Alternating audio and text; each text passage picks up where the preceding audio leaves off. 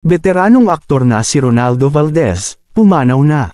Masakit para sa pamilya ng magaling na aktor na si Ronaldo Valdez, ang pagpanaw nito. Sa edad na 76 years old, ay tuluyan ng sumakabilang buhay ang award-winning actor.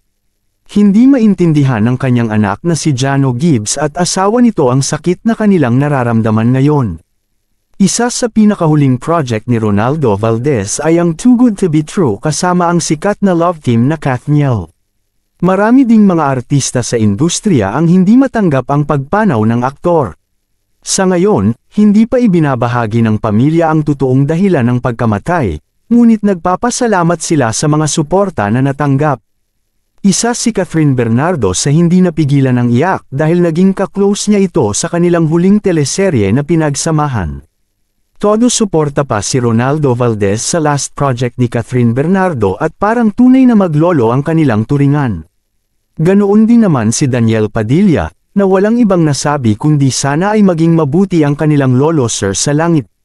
Isa si Ronaldo Valdez sa haligi ng showbiz, at marami itong teleserye at pelikula na contribution sa Philippines showbiz. Nadiskubre siya ni Dolphy noong 1960s at sumikat sa iba't ibang roles.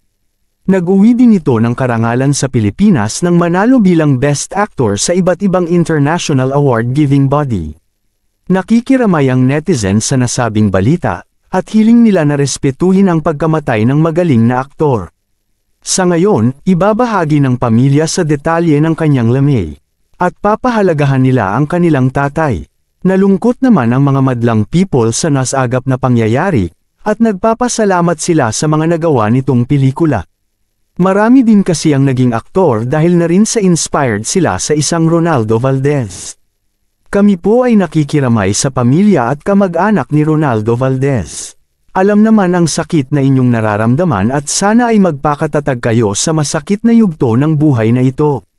Maraming salamat Ronaldo Valdez.